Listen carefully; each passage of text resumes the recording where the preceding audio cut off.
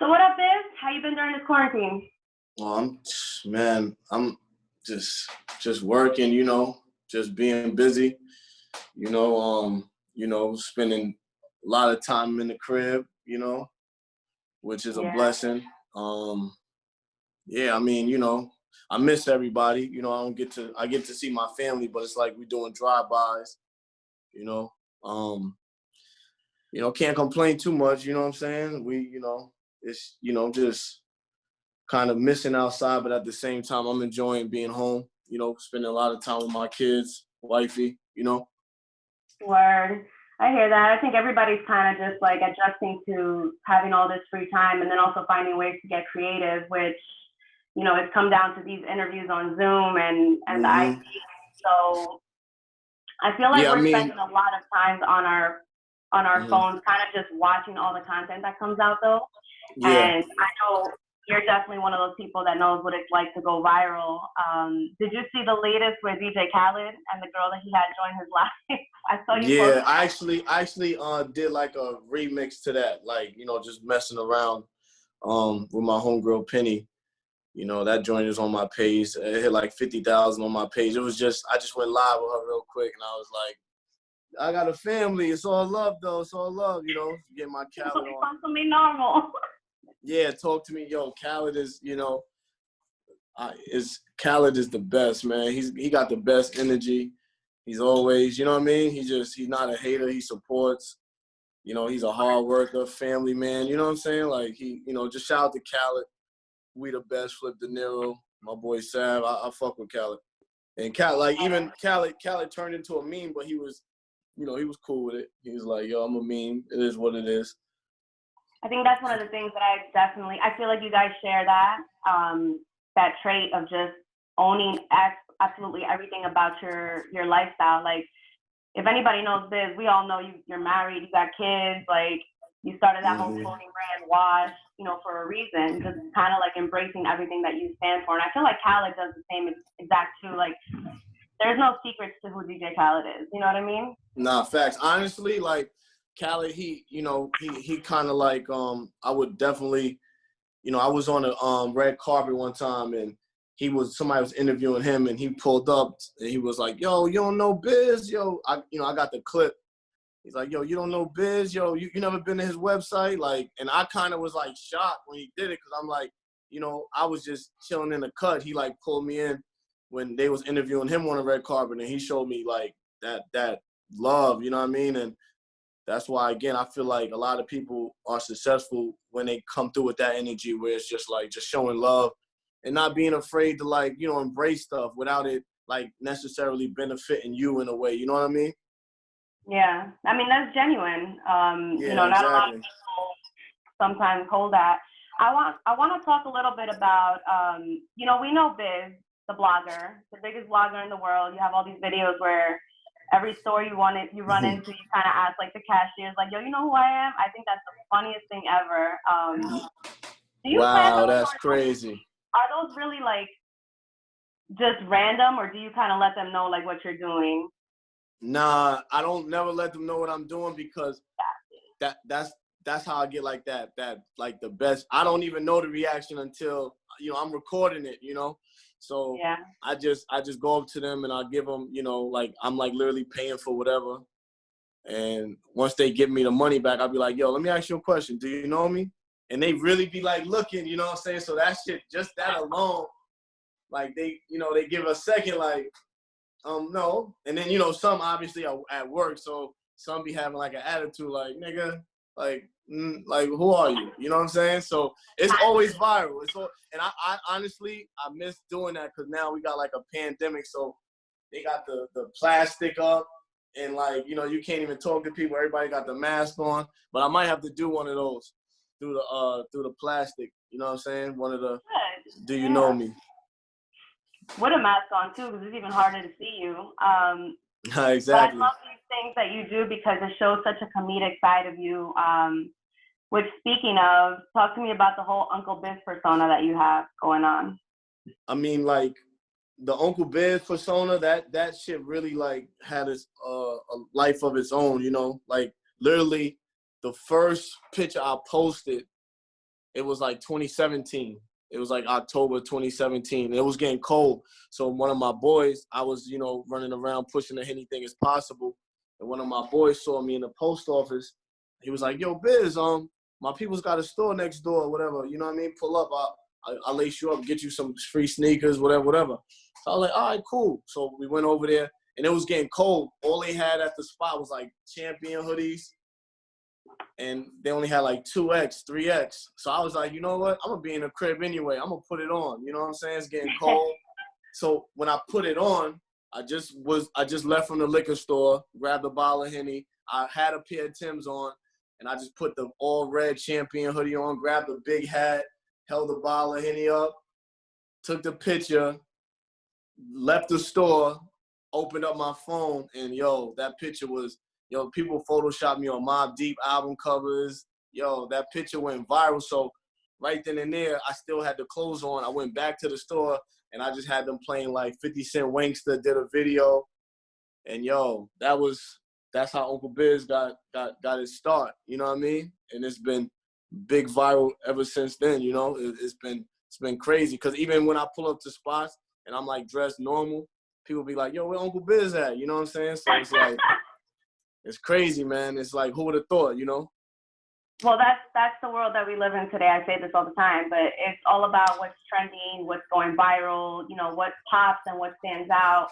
And I give you a lot of credit because you do a really good job at figuring out ways to be different, to stand out, and still kind of grasp people's attention. The one thing I'm wondering with this whole Uncle Biz thing, though, is considering you just did it on the fly, right? Then it became popular, it became hot. Did you have intentions on making that a record? Because you have the That's What's Up, Uncle Biz in the Spot record, which I really love. Like, yeah, listen, the thing is, like, with going viral, and you know, I'm into the music. You know, I love music. That's my passion. You know, right. You know, just for anybody that's watching, like, I'm a music guy. You know me, Chris. Like, you know me for years. I've always been at video shoots, videos, concerts. Like, I'm a fan. You know, always been a fan. You know, I was going to Nassau Coliseum watching Jay-Z open up for you know, for Diddy. I think on the No Way Out tour, whatever tour that was. Like, you know, I'm just showing my age. You feel me, Chris? So it's like a little bit. You know, it's like natural for me to, like, you know, I just know because that's the era I came from. So it was just like a thing where I knew if I did a video and dressed baggy like Uncle Biz, I just knew it was just gonna go like 10 million views. I just like it's a movie when Uncle Biz pulls up in 2020 wearing Jabot jeans, and you know what I'm saying. So I kind of was like, you know what, I'm gonna do a song. And I had that planned for like it didn't just happen. I had that idea. You got to ask DJ Self.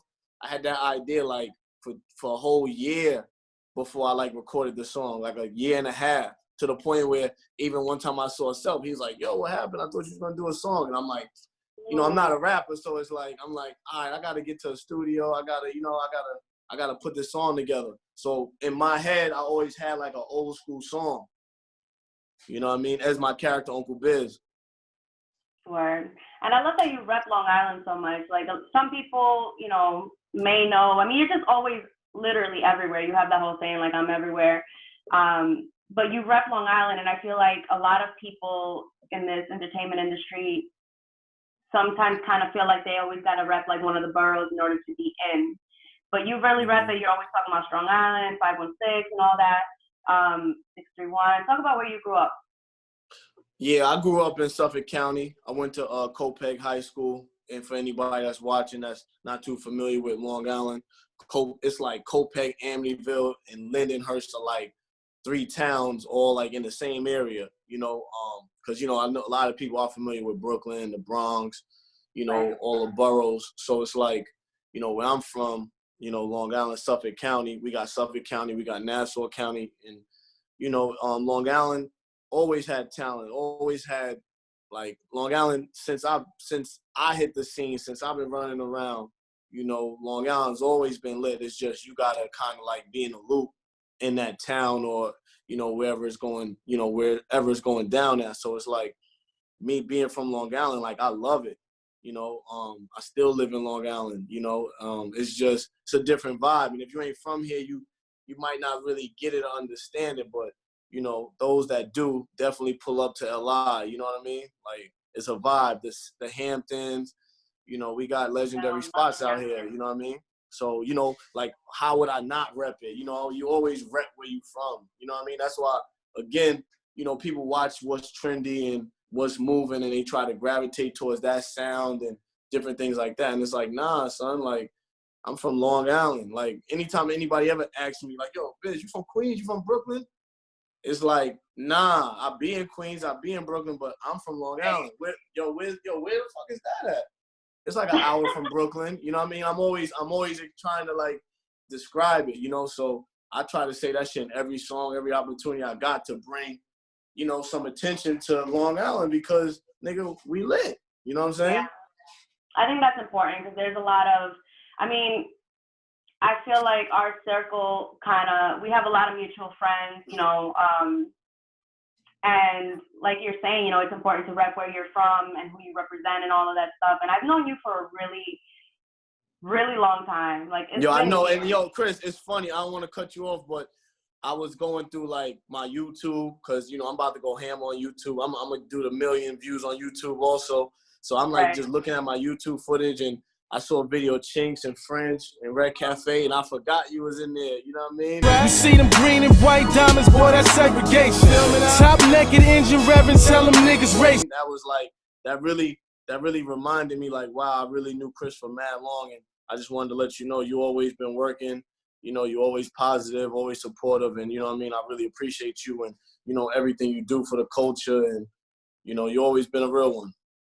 Thank you. I appreciate that. Let's go back to that moment for a little bit because I feel like it's, you know, with Chinks, it was such a short-lived kind of moment of, I don't even know what to call it. It wasn't exactly like stardom or fame or anything because, you know, he didn't care about any of that stuff if you really knew him. But you're talking about the headquarters video, and I think that was, Jesus Christ, I don't even know what year. It was definitely like 7 years ago.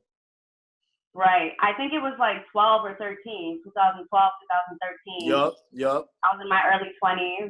And like I was talking about small circles before, and that goes back to being on set with D-Shooter. Mozzie was directing the video. And I don't even think I was supposed to really do that scene that day. And you happened to be like, yo, let's go next door to the barbershop. And we went straight to the barbershop. And then once, you know, I don't even know how it happened, but you were like, yo, I think you should. And then we put the scene together. And then after that, a couple months later, him and I celebrated our birthdays together. I don't know if you remember that whole. I do. I don't even remember where we were, but we celebrated. We was in Queens. My man, MJ LeBoy and his brother Justin. That's like popping on the gram, and he always going live, and they delete all his lives. And, you know, he be going crazy. Pardon me. They had a spot, and even back then, they was fucking with me. You know, showing support, and we was like, I was doing little showcases, bringing, you know, niggas like Chinks and people that I knew at the time through to their spot, you know, to turn it up. And yeah, man, it's good times, man. I miss my bro, you know. Yeah, it was definitely, like I said, short-lived, because shortly after that, I remember you even tried to like reconnect us at one point, and like I think a week later, I woke up to the news, so it was kind of sudden, but. If you don't mind talking about it while we're on the subject, what are some of the things that you definitely learned from him? Because you guys were super tight. Man, I learned, you know, I still got Ching's voice in my head, you know. He was a person that I spoke to all day, every day, you know, for at least probably those like 3 to 4 years, you know what I mean? So it's like when you get that close with somebody and you used to talking to them, you just always like, you know, there's things that they say, you know what I mean? And Chinks, you know, he used to always tell me, because, you know, I'm a real genuine person. I try to like show everybody love, you know what I mean? And give everybody time and, you know, help everybody. That's just like my character. And Chinks used to always be like, you know, like kind of pointing stuff out to me like, yo, Biz, don't think everybody fuck with you, bro. Niggas be trying to use you. Like, you know, he was that brother, you know what I'm saying? Like that big brother. you know what I'm saying, we always used to try to put each other on the game. So it's like he used to always just tell me to like move different, be careful, you know, watch, you know, just protect myself out here, you know what I mean? And you know, it was really hard for me, you know, when I got the news, because I knew how, even at the time, before, like, you know, any money came, any shows, all of that, he was just always cautious and careful, you know, moving around in the streets, you know what I'm saying? So when it happened, it was just like, you know, again, to this day, when I'm out and about and I'm partying, you know, when the world was open, you know, I'm partying, I'm chilling, I'm VIP, it's 10 bottles, it's like, you know, the most littest situation. I'm always cautious to think like, yo, I gotta make sure I'm good. You know what I mean? I gotta make sure I get back home to family, because, you know, shit just happens. You could be partying 1 minute, then niggas could just start shooting, you know what I'm saying? Like, and it might not have nothing to do with what you're doing. So I always just have his voice in my head, you know, yo, Biz, make sure you're good, man. Don't get caught slipping. Don't, you know, so it's like, I learned a lot from Chinks, man. Just, you know, we was definitely brothers, and I miss him, and I'm happy that Jim Jones and French was on you know, live. They did they beef, and now they putting together a Chinks and Stacks day. And, you know, just hopefully the world open back up and everybody could be safe. But it's like, you know, it's just good to just keep their names alive. You know what I mean? They was legendary New York niggas, and, you know, stuck to every code and was just, you know, putting on for the city. You know what I mean? And Chinks is responsible for a lot of flows, a lot of drip. You know, he was on his way. You know what I mean? Like, and when his album came out and, you know, different things, when he passed, it was killing me, because I couldn't make those calls to him to be like, yo, bro, How the Rich is fire. You know what I mean? Like, you know, but rest in peace to Chinks. Long live Chinks, man. Far Rockaway, you know. It's just, all I got is good memories with him, man. Yeah, I think we all do. You know, anybody that was lucky enough to get to know him, it's just everything you just said and more. You know, he was just such a genuine person. Speaking of the things that you've been learning, I feel like this year for you has been just, you know, you've gone so many years kind of building your reputation and making all these connections in the industry. But this year for you, I feel, is like a real learning curve. And I mentioned it a little earlier to you, but again, congratulations. You have a new show with Revolt called That's What's Up. I mean, Thank you wow, so that's much. crazy. Yeah, wow, that's crazy, yo. Talk about it and how that came about, because I mean, we know you as the blogger, you started doing music recently, but like to be a show host, that's a whole different ball field. Nah, it is. And you know, if that's the thing, I was really looking back at my YouTube. If anybody that's watching it, my YouTube / Itsbizkit, I got so much old content on it that, you know, during this pandemic, we got a little bit more time on our hands, and I don't always got to be outside going crazy. So I'm just like digging old footage from hard drives I never put out. The first song and video Chinks and French ever was in together, I shot that, you know what I'm saying? And it's like, that's, you know, you know, like I'm having time to really sit back and look at all the things I've done, all the people that, you know, I have these 9-10 year relationships with, that niggas started from the bottom, out the mud, just, you know, I'm really been just like sitting back like, wow, that's crazy.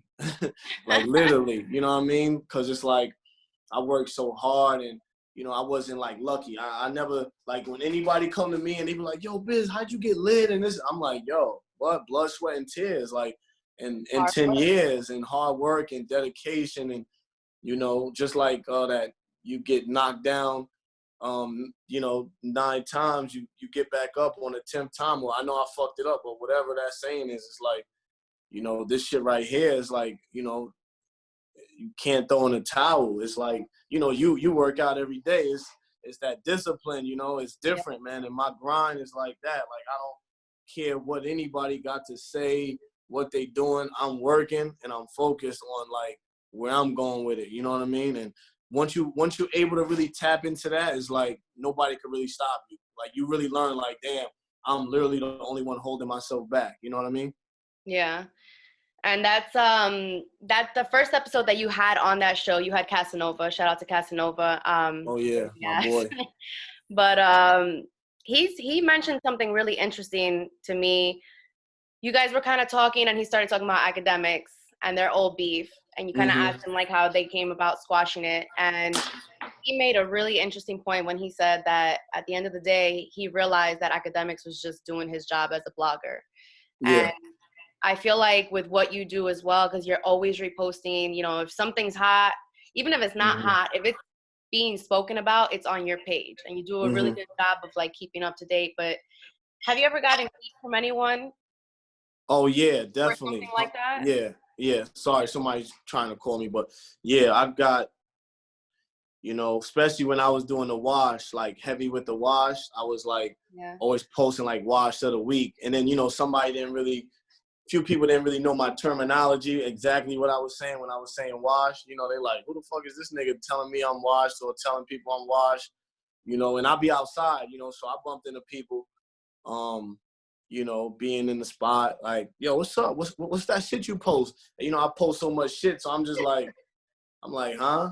You know what I mean? And they like, yo, son, you trying to be funny? Like, and I'm like, so now, like, you know, after a while, I slowed down on that because, you know, I was never really trying to like ever, you know, give nobody no bad light, but it's just how, you know, the comments, you know, I post a picture of you, somebody in the comments is going to say something that if you don't really get it, you're going to kind of look at me like, why he posting shit? So people could talk about my dress or my hair, you know what I'm saying? Because people going to, somebody's going to say something. I post a picture of my mother, somebody in the comment going to say something that if I really like look at it, I'm gonna be like, yo, who is this? Like, what's going on here? You feel me? But you can't read the comments, yo.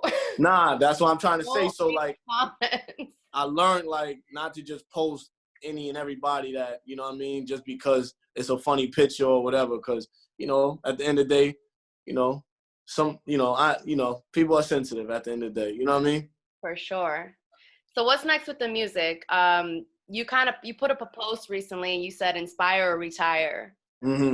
What's next with the music? What are your goals with that? Are you gonna keep going? The thing is, like, even with the music, it wasn't like a forced thing. I wasn't really like, you know, I didn't ask Drake, French Montana, anybody that I could just easily hit up on the text like, yo, like my song, comment my song, or post my song. I never asked, literally, like, even, you know, it's going on like 11 months since I've been putting out my own music.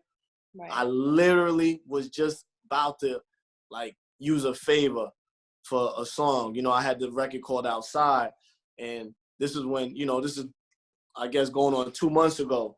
And I'm like, yo, I'm about to get Fab on this remix. You feel me? So it's like, now I'm like, yeah, I'm about to go all the way in. You know, I'm about to really go crazy. I got this record, it's moving. But, you know, as far as the music goes, you know, I love being in the studio. I hear the right beat. I got a crazy record with Harry Fraud. You know what I mean? Nice. Like, yeah. Have you thought about doing a record with Daytona? Speaking of Harry Fraud, I got one with Daytona. You know what I mean? I definitely, and I'm gonna give you the exclusive. That's what I'm saying. Like, as far as the music shit, I'm gonna do it, you know, if it feels right. I'm not a person that really be like forcing anything. So it's feeling right. You know what I mean? I got a few deals on the table. I got distribution. I'm starting my own label. You know, I'm having fun at the end of the day. You know what I mean? So I guess whenever it stops being fun, then I might, you know, but right now I'm just having fun. I got this record called I Made It. That is like at 50,000 streams on Spotify. And mind you, Chris, that's why I'm trying to tell you, like, this is like just for my fans, people that are into it, because I'm not asking nobody to like, no, I'm not using no cheat codes. It's like, yo, if you fuck with my, you know, think about it, right? I never sent you a song like, yo, Chris. Never. Tell me, you know what I'm saying? I don't force shit on people, you know what I'm saying? Never. But, you know, I appreciate everybody that's rocking to the music. You know, I'm not just going in the studio like, oh, let me just say anything. Like, I spent a lot of time, and, you know, hard work always pays off. So it's like, you know, the music is clicking. People hit me up for features. You know what I'm saying? I got to build a studio in my crib now. That's the only thing left. I was going to say that nowadays, you know, you're saying you don't just go into the studio and make anything, but with the way things are today, I feel like you can really make anything and be successful off of it as long as the people like it. Like, just to be truthful, that's how the world works today. So for you to Fact. still like come out and do music, and people are expecting it to be like, Biz is doing music, Biz put out a record, and then you hear it and you're like, yo, low key, like he got bars. And that's what I thought when I heard the record. I'm like, oh, I thought it was gonna be something silly because that's exactly. And that's the thing. It's like I kind of was gonna out the gate go the silly route. I had a record in my head like that I was gonna do called "Fuck Skinny Jeans."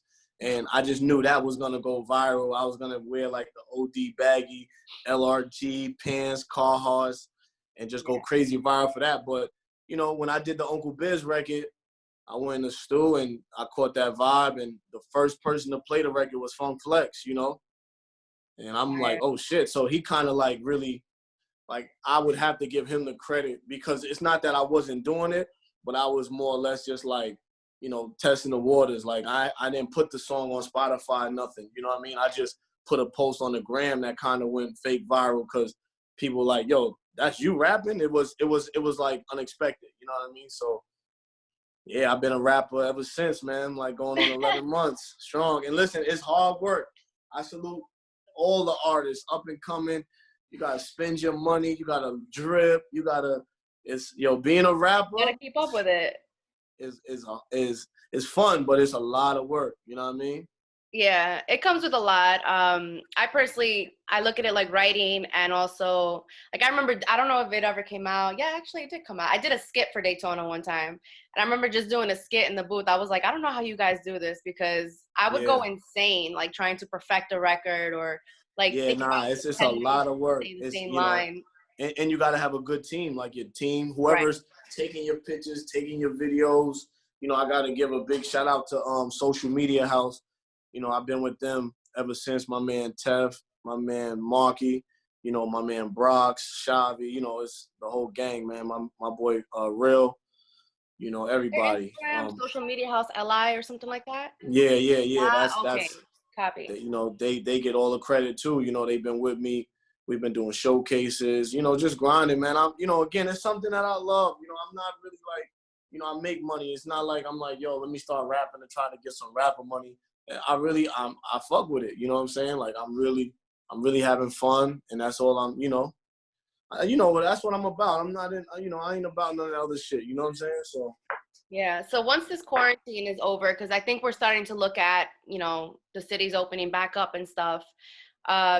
What's the plan? I know you're going to continue doing the music with Revolt. Is there any written plans in mind or? Oh yeah. I mean, you know, with Revolt, they have the conferences. Right. You know, I gotta sit down and chop it up with Diddy. I haven't seen Diddy in a while. You know what I mean? You know, I gotta go down to LA. I just gotta be, you know, and I want to be active with the Revolt. You know, I got a podcast. You know, like bunch of stuff. You know, I'm a workaholic, so it's like working with, you know, the people at Revolt. They showing me 100% support, and they love my ideas and everything like that. So I'm just ready to work, you know, in all aspects. You know, artist, blogger, you know what I mean, interviewer, you know, whatever the shoe fits. You know, I'm a part of this culture, and I have fun, and I love, you know, shining light on new talents. You know, there's a lot of artists that I'm assigned from Long Island, and, you know, we're going to just bring the wave home, baby. That's it. I love it. I absolutely love it. I hate that the Zoom gives us 40 minutes to go on, but when this is all... it's perfect. It's perfect. You know what I mean? It's perfect. They got enough. Yeah. But when this is all over, we have to do, I usually do this, you know, in person, and we kind of pick like an activity that... Oh, no, definitely. No, 100%. We definitely got to do that. Yeah, so we're going to do something, but for everybody who's tuned in, because we have a couple people in the room tonight, thank you guys for showing up. This has been another episode of Konversations. You can follow Biz at Itsbizkit, myself at Kristin J. Quarrel, or Chris Leva on Twitter, and we'll catch you guys on the next episode. Thank you, Biz, for showing up and giving us your time. All right, it's all love, Chris. Holla at me. Appreciate you.